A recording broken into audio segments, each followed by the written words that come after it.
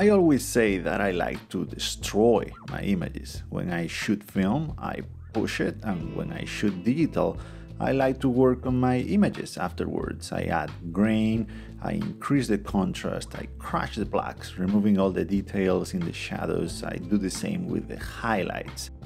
I seek imperfection.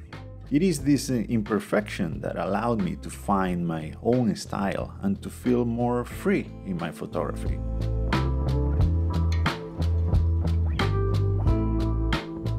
I've been told many times that my images have a very distinct look to them.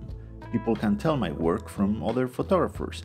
This is mostly due to shooting monochrome and the subject matter, but also to my very own aesthetics and the style. You see, when we chase things like sharpness, proper exposure, and focus to show everything in the frame, when we try to capture the reality the most accurate way, we are actually narrowing down our options of making those images our own.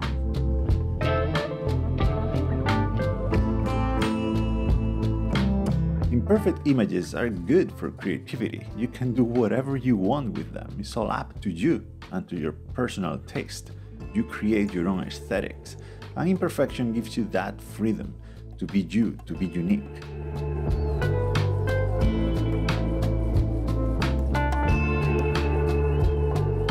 Imperfect images are also intriguing. An image that wasn't properly exposed, an image that lacks details, an image that hides things in the shadows, and so on, doesn't tell the whole story. Some parts of it are up to the viewer and their imagination.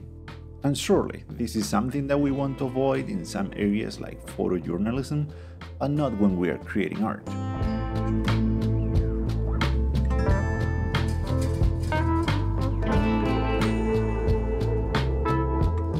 I also believe that this approach makes images timeless. Actually, a print will look better over time than it does today.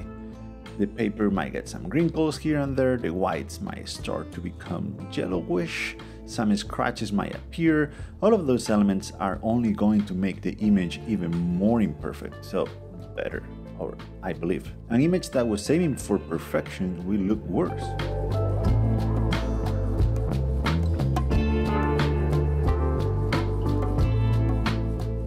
In any case, imperfection is better than perfection because perfection doesn't even exist. The more we try to achieve it, the more obvious it will be that we can't reach it. That's why I like to embrace imperfection and the beauty in it. And lastly, I wanted to mention a big upside to shooting monochrome, to purposely decreasing the dynamic range of your negatives and the digital files and making them less sharp.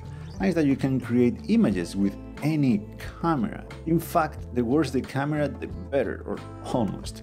And this is real freedom. This is why I love it, because I can use my medium format camera or I can use my small RX100 cameras. All of them are able to create these gritty, moody, and imperfect images that I love.